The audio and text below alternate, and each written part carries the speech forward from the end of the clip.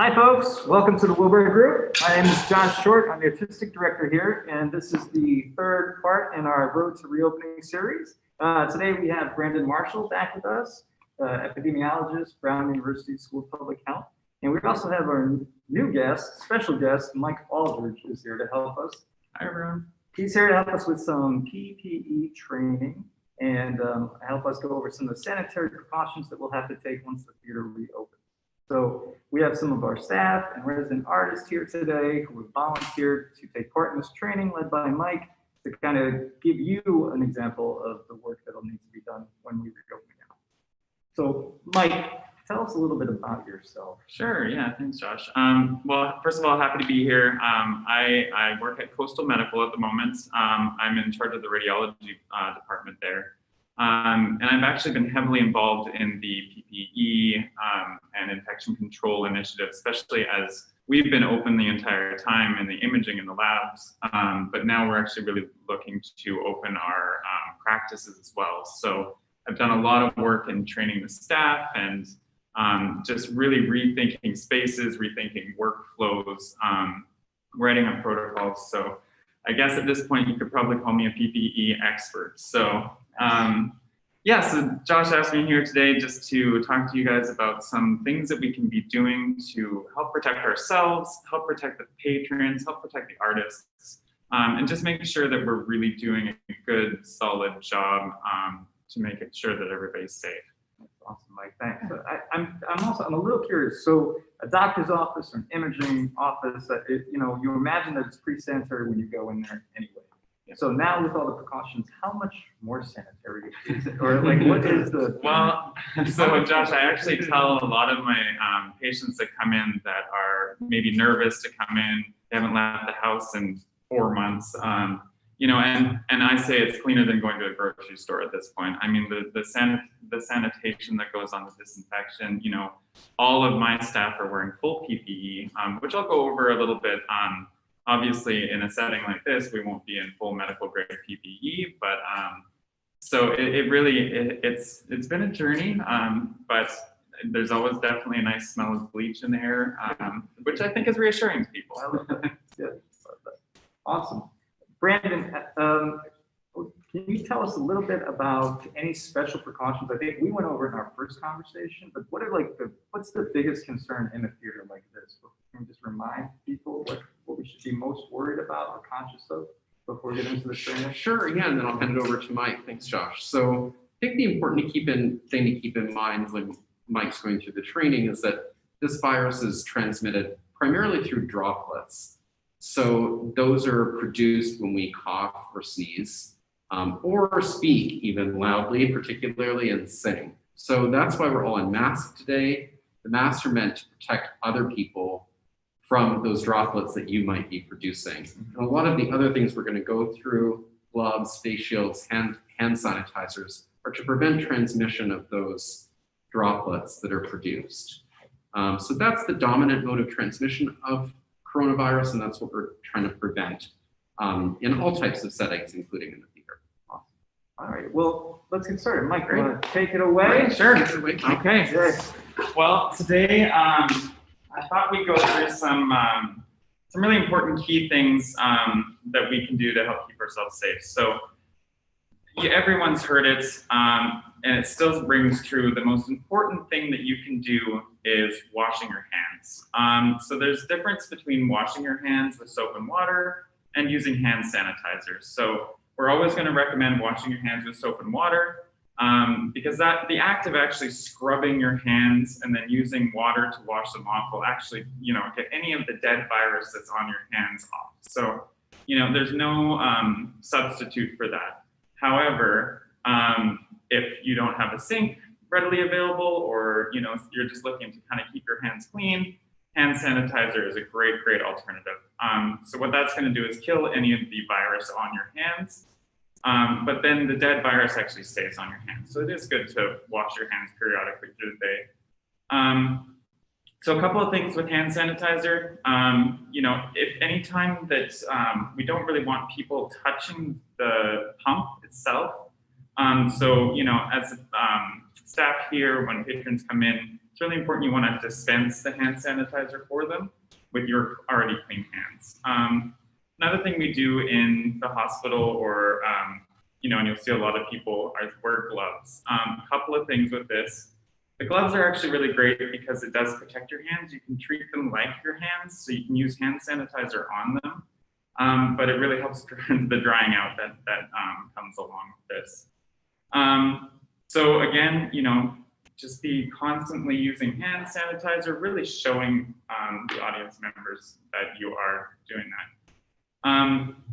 So does anyone here know how long one should actually wash their hands for? Who knows? Josh. Is it happy birthday? It's happy birthday. 20 Yes. seconds. 20 seconds. That's right. So that is a nice number you can either count in your head. And when you're washing your hands, you want to really make sure that you're getting the back of your hands, you're getting all of your fingers. So just kind of doing a little rotation around each digit, and then making sure you're really getting a good lather on them. Sing happy birthday to yourself in the mirror. Every day can be your birthday. Yeah, great job. So the other thing that's really, really important is wearing a mask. So as Brandon mentioned earlier, these masks are not really meant to protect us as much as they are to protect the people that we're speaking with. So what they do with this virus, it's a virus that lives in droplets. So there's kind of two types of things in medicine. There's airborne and droplet precautions. So what this does is actually prevents the droplets from spreading as far. We've all heard of the magic number of 6 feet. So what happens is when we're speaking, the droplets will actually hang in the air for up to 6 feet. That's kind of the magic number. It does expand if you are talking loudly or singing, but what the mask does is help to stop those droplets from going out. So always make sure you're having a mask on. Couple things with a mask, they are not effective if they're not covering your face. So it's really important that they are covering the nose entirely, that there's not huge gaping holes on the sides.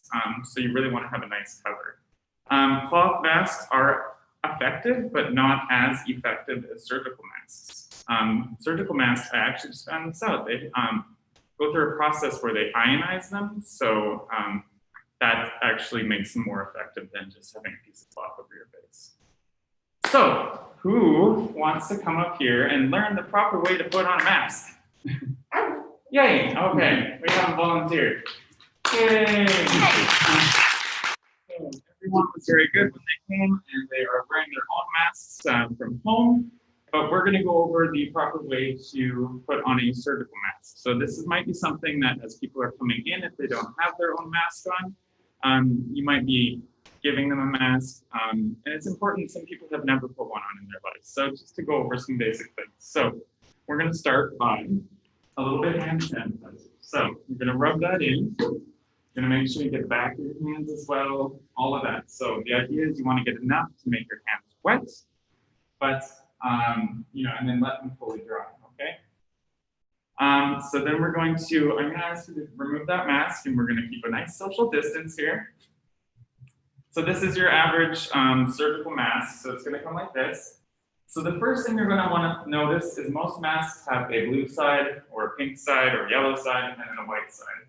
The white side is what's going to go against your face. So there's also usually a little metal bar in the top of them. It's like just a little one that you can mold over your face. So you're going to want to feel for the metal bar. You're also going to want to avoid kind of touching the inside of the mask because that's what's going to be touching your face. The outside of the mask is going to be considered what we call dirty, okay? So metal bar at the top, and then you're going to want to kind of just pull it out like an accordion from top and bottom. Yeah, and then kind of poop it out. Yeah, there you go. So just to kind of get it so that it covers your face, it's a little easier to do like this. And then most masks will have 2 little ear loops. Some have ties that go up on either end. So you're just going to want to take that, bring it to your face, loop it over your ears. Make sure it's kind of pulled down. Yeah, perfect. And then you're going to take both hands and just kind of cinch that down on either side so it creates a nice seal. How's that feel? Feels good. All right. Can you sing? Yeah. All right. So again, we always want to be kind. There's some people that I said have never worn a mask in their entire lives. So if you do see somebody and they have it pulled down so the nose is exposed, you can just kindly ask them to bring it up. You know, we're not into shaming people, but we're into educating people. So, you know, I think as you reopen and as you come across this, just education and love, that's all we can do. So, Sure. Can you talk a little bit about the nose thing, just a little more? Because when I go to the gas station, or I was in Home Depot last week, and like the guy at the register had the thing down over the nose, and like people just don't seem to understand why the nose matters. Can you just talk a little bit about that? Yeah. So again, this is a droplet, a virus that's carried in droplets. So as you breathe, you'll probably notice as you're wearing a mask, your upper lip gets a little bit wet because you're breathing down onto that. So anytime you're expelling air out of your body, you're creating droplets. So you may be spreading less of the virus, like covering your mouth, but the nose, and I know they're hard to breathe in, and you just kind of have to, we're all in this together. So, but again, it's simple education along that line. That can answer your question? Yeah, thanks. So if it's a hole that air comes out of, you got to cover it. Pretty much. Sneezing too, right? Oh yeah, so sneezing is another big thing. So if you sneeze, you're going to catch that in your mask. Again, you should still try to put it into your elbow as well, because you never know, some might come out the sides, some come out through your eyes, anything like that. So, can I ask another question? Yeah. With the mask, the 6 feet, let's see, people with masks on sitting like shoulder to shoulder sometimes. Is the 6 foot, what am I asking? How close can you be with when you have a mask? I might let Brent, I'll take a stab at it, but with, so it does decrease it a lot. I don't think there's a lot of science between exactly what the right distance is, but you can definitely decrease that distance a fair amount. Brandon, I don't know, did you want to talk any more about that?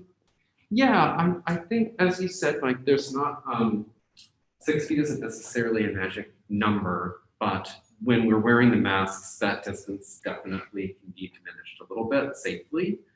For maximal protection, though, you want to be both wearing a mask and practice social distancing. That's the best, but then if we're in situations where everyone is wearing a mask, maybe we can get away by being a little bit more densely packed in. Or in our case, when we live together, so. Yeah, that's true. Or if you're with your close friends, or what's called maybe like your bubble of people that you've decided to spend more time with, your family, immediate friends, you're going to be probably less socially distanced with them. Okay. Too, so you could wear a mask in those environments. Well, great. So a little bit more about masks. So generally what we say with a surgical mask, they're good for about 1 day.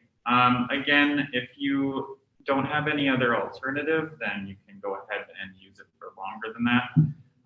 It doesn't mean that it goes bad, it's just less effective. If you're using cloth masks, you should be washing those, because as you say, if somebody is bringing virus towards you, that outside of your mask is actually considered dirty. So again, you want to try to avoid touching that and then touching your eyes, or just avoid touching your face altogether. Unless your hands have been cleaned recently. So, if you do need to adjust your mask or anything along those lines, a little hand sanitizer first, and then you can go ahead and touch if you need to. I also just wanted to go over the different types of masks. So some of you might have seen the ones that kind of are a little bit more, I've got one that I can show an example of, but they're more bulbous on the face. Those are actually called N95 masks, or KN95 masks. So those differ from surgical masks and are primarily used in a healthcare setting because they can actually protect you from getting the virus. Whereas I mentioned before, these are really meant to protect you from spreading the virus asymptomatically. These ones, they're actually fit tested and they're respirators. So they will actually clean the air before you breathe it in. So I'm just gonna give an example of one of these. If you have them, they're great, and I would suggest wearing one, but again, they have kind of a shelf life. So we say this is actually an expired one that we used at work, and it's we use them for up to 3 days, 3 consecutive days. But I just wanted to show an example because there's an important way of putting it They're a little more difficult than these ones. So I'm actually going to remove my mask here and show. So with these ones, you kind of want to cup it in your hand like this with the straps over your hand like this. And then you're going to kind of bend down into it, fit it on your face, and then one strap at a time, you're going to pull it up. The top strap is going to go over the top of your ears, and the bottom strap is going to go at the base of the neck. Then we're going to take it again with like the other ones. There's a little metal bit at the top. You're going to kind of cinch it along your nose. And then you're going to do a quick fit test, like a self-breath test. So you're just going to breathe out sharply and try to make sure that there's no air that comes out. It wants to be a nice, solid seal on your face. So if you do have these, I would encourage you to wear them, but they are pretty hard to come by. So right now, I think the DOH is the only place that has them. So same goes for taking off. So we're going to do the same thing in reverse. We're going to hold this here. Pull it down one strap at a time. Pull it away from your face. And then what we do is store them in a brown paper bag. In the hospital, we put our names on them so you don't get them mixed up. Any questions on the different types of masks? All right. No, I messed up my hair. I'm getting a haircut tomorrow, so I'm very excited about that. Another thing that we use in the hospital, and it's something that you could use in practice as well, is a face shield. So the face shield, what that does is it kind of protects the eyes. So one of the ways that you can really get the virus is through the eyes. So if you wear glasses, that's great, it can help protect, but a face shield can really cover the whole face as well as the mouth. So it's going to actually stop some of that spreading of the virus as well. So I brought one along just to show people. Probably see all sorts of these. There's bubbling masks that you can use, anything like that. But again, it's just a mask like this that goes over the face. And as you can see, it covers the eyes, it covers the mouth. An effective one should come down to at least the chin. And then, it's kind of nice, like if you're doing an acting or something like that, you could still see the actor's face and stuff like that. So it's an option for your company as well. So that's face shield. Sorry, No, can I ask a question about the face shield? So are you supposed to wear a mask when you wear a face shield? Yeah, so it's still recommended.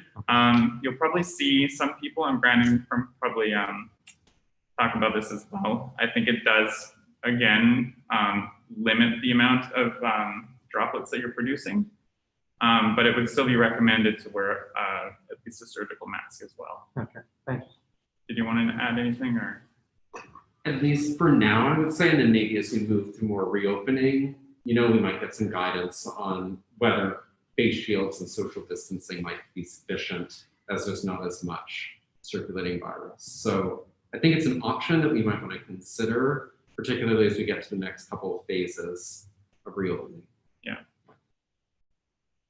So the last thing, and I think I'm going to have all of you at some point come up individually, is gloves. So gloves are one of those really, everyone thinks they know how to put on gloves.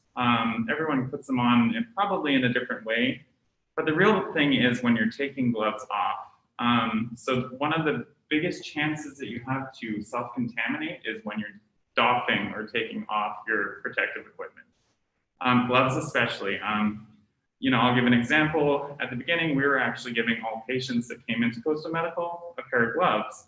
And then on the way out, I would see people pulling them off in all weird directions and immediately touch their face because they had this hot mask on. So I put a kibosh on that because I think I didn't want to be self-contaminating in that sense. So I'm going to ask for another volunteer. All right, come on down. So again, with gloves, much like dispensing the hand sanitizer, if you are giving somebody gloves, we want to make sure we're either handing them the gloves or, oh, you got one on already. Great. But we also want to have clean hands before we put the gloves on. Okay, so I don't know, take mine off. Yeah, well, why don't you take it off and we'll see if you. Oh, he's done this before. So you just did a great job. So, yay. You can probably just put that in there. So first things first, we're going to do some hand sanitizer. You want to have clean hands before you're putting the gloves on, especially if you're going to be reaching in and grabbing your own gloves out of a box. if you think about it, if you have dirty hands and you put them into a box full of clean gloves, we now consider that entire box of gloves to be contaminated. So now that you have nice clean hands, you can go ahead and take just 2 gloves out of there. So much pressure. You're clean. If you take 3, you're gonna have to pay for that. So with these, I mean, putting them on, you already have clean hands, so really it's gonna be, you know, one hand in, the other hand in. So this part's actually not that hard. The hard part is you just put on hand sanitizer and your hands are wet. So your hands stick, they're not the most fun. You're gonna wanna try to size them appropriately. I would also, if you're giving them out, try to go 1 or 2 sizes higher because honestly, they're just hard to put on. And if you're not doing any intricate medical procedures, you don't really need to have the best fitting gloves. Wonderful. Okay, so with gloves, if you are wearing long sleeves, it's the summer, so not many people will. The idea is you want to pull the cuff of the glove up and cover your sleeve. You want to try to have limited skin exposure. Okay, so try to cover it up as much as possible. That's great. How'd that feel? Pretty awesome. Yeah. So now we can actually use these for several hours. You can treat them like your hand. You can hand sanitize on top of them. So don't feel like you have to change them between every person that comes in. So the trick with taking gloves off. So what you want to do is exactly what you did with one. So you're going to start with your thumb of one hand, and you're going to put it in, and you're going to twist. Perfect, just like that. So you're going to turn the glove inside out. And then before you got that fully off, you're going to do it with the other hand. Yeah, just like that, just like you did with the first ones, put both together in one. Yeah, and so basically, yeah, just like that. So you basically want to have the gloves inside out into each other. So I can give a quick, no, don't be sorry. Yeah, you can stuff them around there. So again, pull up the cuff nice and far. It's really hard to actually explain without showing. So again, when you're taking your gloves off, I'm going to start with one. You're going to pull it down like that. You've still got this hand like this. You're holding this glove. You're going to take the other one and fold it down into the other one like that. So both are now contained within each other. And then you can even flick it. It's kind of fun. Yay. Thank you for your help. Who wants to try next? Yay. I'm going to be doing this a lot. Yes. So she's got nice clean hands. I will say you want to dry them. Again, you're always going to, especially when you're giving this out to people, you want to remind them to use the back of their hands, kind of really get you want nice dry hands before you put them on. And so can we talk about that? You know, that we're going to do everything we can, and we're going to need our audiences to really understand and come along with us on this ride. So just expect that there's going to be a lot of different things when you come to the theater. It's going to be really weird interacting the way we used to. Yeah. You won't be able to see Christine's smiling. I can't hug anyone anymore for a while. All right, you got the gloves on. How'd that feel? They feel great. Okay, so let's try taking them off. One hand, yep. Oh, you are a natural. Boom. Lick it. I'm not good at slicking. It takes some skill. After some time, you'll be able to hit the garbage can across the room. I'll practice at home. You used to have competitions. All right, come on down. I'm gonna flick it. All right, there you are. So rub that in nice and good. So again, jewelry is going to be one of those things too that, obviously keep it on, but if you're wearing gloves for a long time, you may want to consider not having the big rock on. Thanks for calling me. Okay, so when you're ready, you can grab a couple gloves. Just because it can rip, that's the only main reason. But the good thing is, gloves are pretty easy to come by, so if your glove does rip, then you can always get another one. You are a natural. Look at that. So again, nice. There you go. You played a nurse before. I messed it up. See? So that's okay. I mean, the main thing is that you've got the inside of the glove is kind of on the outside now. So there's left hands.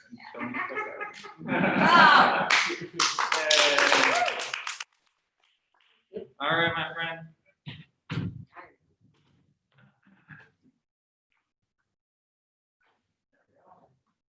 I know this seems silly, but it is really worth doing and feeling comfortable yourself, because again, you may be in the position of instructing somebody to how to put them on. So go ahead whenever you're ready. Mike, did I read something that, or maybe it was like towards the beginning of this whole thing, where people with gloves on were more likely to spread it because of like the sense of what, invincibility or something? Or... Yeah, so that's a great point, Josh. That's something you want to cover. Just because you're wearing gloves doesn't mean that you can't still transmit the virus to others. You can still pick them up on surfaces. One thing that I find with wearing gloves, you know, in the hospital, usually we're wearing blue or purple or something. So if you kind of go up to scratch your eye, you might see a blue glove and go, oh, right, I'm not supposed to touch my face. So it's kind of a second reminder in that sense. Mm-hmm. Looking good? All right, so one at a time. Perfect, yeah. Yeah. Oh. So one thing I should have probably mentioned, so you will be wearing gloves for a while. So the first thing you want to do after you take your gloves off is to sanitize again, okay? Or go wash your hands for how long? Happy birthday! So again, the idea is that, you know, you could be contaminating your hands when you're doing that area. It's never going to be perfect taking them off. You know, here for this example, we had just hand sanitized and put on clean gloves. So, was that everyone? No. Last but not least. You're welcome. Awesome. So you work in healthcare? I worked in occupational health and safety for 10 years. Right. I did work in hearing protection, but I was around all of it. Okay. There you are. You should really teach it.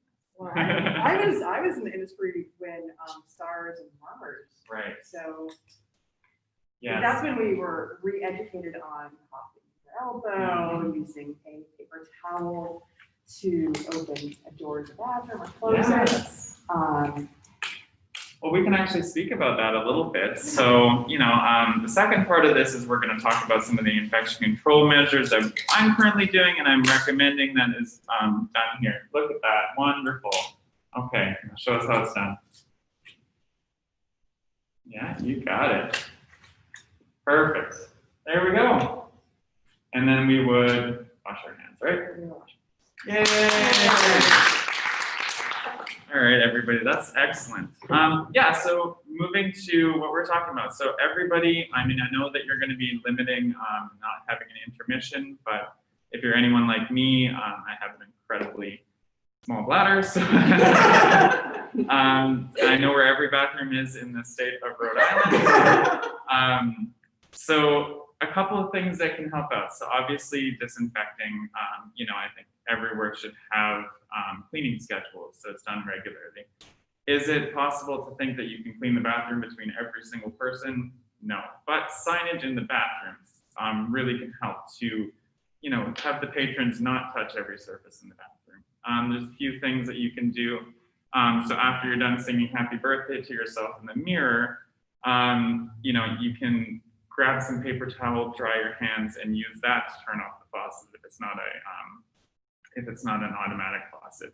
Keep that paper towel in your hand before you throw it out and open the doorknob, just as she said. So a couple of things that can really help, but I think the main thing is infection control protocols. So, you know, I think everybody that comes in this artist front office, everyone, you know, it's your responsibility to make sure we're cleaning surfaces all the time.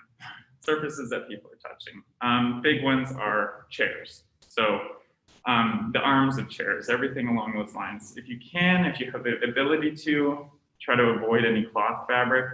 You can still clean it. You can use Lysol on it. I use bleach on them. I mean, I might need new chairs after this is all done, but so any surface that people are touching, door handles, light switches, you know, countertops, if you're going to be using the bar, just as much, you can never clean enough is my recommendation. So I'm trying to think if there's anything that I've missed talking about. Does anyone have any specific questions? Yeah. Yeah, on that a little bit, just because we kept on this thing, and sorry to take us to an uncomfortable place. But in terms of precautions of cleaning bathrooms, such as like toilets being a surface area, is that something that we leave it up to science, or should someone be on like the toilet seat duty or something like? I don't think that's a bad idea. Again, it's hard to do between every single patient. There's some things you could do. You could have some wet towelettes or something in the bathroom. I would recommend, not saying that the lovely patrons here would walk away with them, but I've had a lot of cleaning supplies just walk out of my office. So that's something to be careful and cautious about. But if you have maybe something that people can clean before and after and a sign asking them to do so, that would be a great idea. But I think that's part of your infection control when you're going around, say every half hour and cleaning everything. That's one of the surfaces that you're going to want to hit up. So another thing, it doesn't have to be a brand name cleaning supplies. You can use bleach diluted 1 to 10. So 1 part bleach, 10 parts water. That you can spray directly on a surface and then just wipe it down with a paper towel. Important things about the medical grade cleaning supplies, if you're using stuff like that, so there's Sani cloths or Sidex or anything of those, there are drying times that should be adhered to for full coverage. So again, just because you quickly wipe something down doesn't mean that the virus is dead yet or the bacteria are dead yet. So it's important to read the side of your cleaning product, and it will give you this the drying time. Some of them are 2 minutes, some of them are 4 minutes, some of them are 10 minutes. So, okay, any other questions? Can I ask a question about UV lighting? Is that a thing? I'm actually gonna pass that one over to my husband. Yeah, I have to look at that more too, Josh. I know it's possible, definitely, and groups have been researching this issue to see how effective that is. I think it's mostly being deployed in a hospital setting, though. I haven't come across a situation where UV light is being used in a non-clinical environment.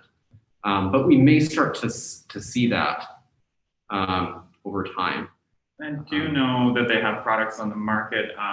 There's one, I think it's called phone scrub or phone soap or something like that, where you can put your phone in it, close the lid, it uses ultraviolet light, and it's supposed to be 5 minutes later when the light goes off, you're good to go. So I think there is some use in it. I don't know. On a large scale, though, yeah. that's more challenging. Yeah, but you're right, actually, the phone cases and things. But again, there's a time associated with that, so I would, I think there's I've read things where people are like, oh, if I just put UV lights at the doorway and walk through it, Yeah, so I wouldn't say until there's further research on something like that. How long does the virus live on the surface? What was the final word on that? Because I think I heard a few different things. Is there an hour, a number of hours? Yeah, it's a good question, Josh. The maximum time can be hours and hours, depending on the surface and how much virus there is. But the decay is pretty quick, relatively. So I would say several hours, and most of that virus is dead or gone. Okay. But that's why cleaning relatively frequently is important. Yeah, so it's feasible it might survive for longer than that, but most of that virus is gone in a couple hours. Yeah, but that's why Mike mentioned cloth fabrics, it might survive a little bit longer because those droplets, the water molecules are maintained a little bit better. That's kind of the thing, is the virus has to be in that water droplet. On a hard surface, it dries up faster, and so it will die faster. I have a question. So as far as once people start going out in public again, I think there's a little bit of worry, if I go out and I'm around people and I feel safe, that's great, but then coming back home to my house. So for a regular person that's out interacting, are there specific precautions? I know doctors and nurses scrub down and go immediately to a shower, but should we be doing any of those? Is it comfortable as long as I'm washing my hands when I get home and taking off my mask safely? Is there any risk that my clothing or other things may be contaminated that I can pass on to people in my life? Yeah, that's a great question. I know I've got a ritual when I come home, of, stripping down. So I'm sorry if you're my neighbor. But I think what you said exactly, the best thing you can do is wash your hands. So going and immediately washing your hands, I take a little extra precaution and go up my arms as well. I think it's really important you're doing it for the full 20 seconds. You're clean. You're taking off your mask. A good thing to do is store your mask between you, so you're not just throwing it on the counter. I mean, I think we're all guilty of it, but again, what I said before, the outside of your mask can be contaminated. So if you're putting that on your kitchen counter, maybe not the best thing. So having a dedicated area where you're putting your masks, as I said, we put them in brown paper bags. That's not a bad thing to do. If you live with other people, name them, because you don't really want to be sharing masks either.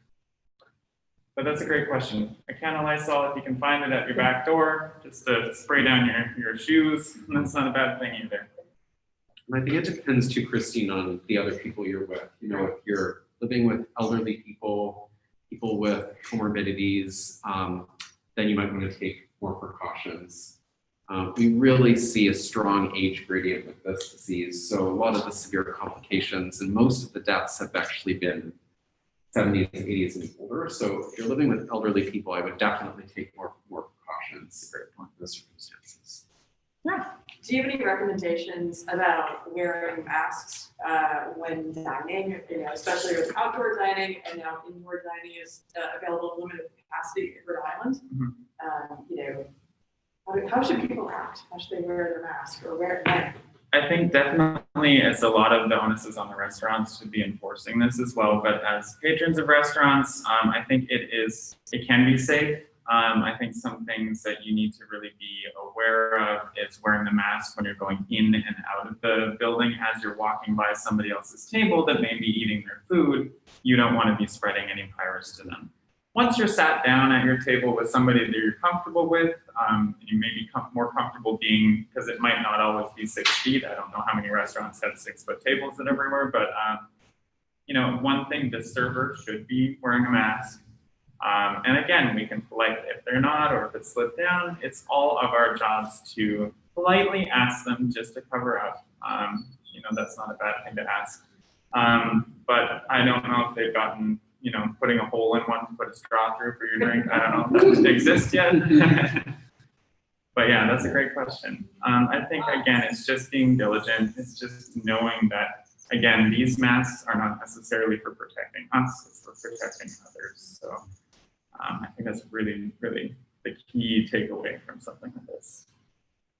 Air exchange is really important, actually. It's been shown that having windows open, doors open, reduces a lot of transmission of many diseases. Most of the research was in tuberculosis, but it carries over to COVID as well. So having windows open or being outside does greatly reduce the risk of transmitting disease. So that's why we see the outdoor dining recommendation right now and holding on the indoor dining. I would take a seat outside if you get a chance. Yeah.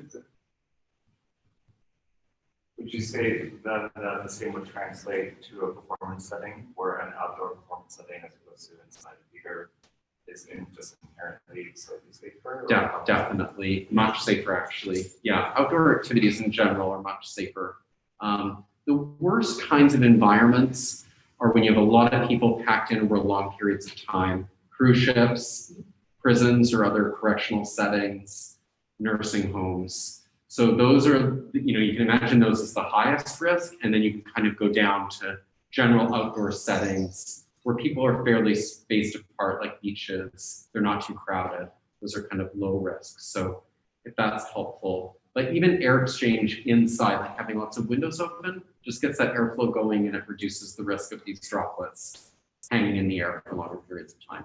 And again, protection, if there's, you'll see a lot of the grocery stores now have plexiglass shields up. I think that's a good recommendation for a check-in desks to have some sort of plexiglass. So any sort of barrier where you can stop, again, like the idea of using a face shield for an actor or something, it's a really great idea. So you can still see facial expressions, which are so key in acting, but still be limiting the ability to spread that virus to the people in the front row, for instance.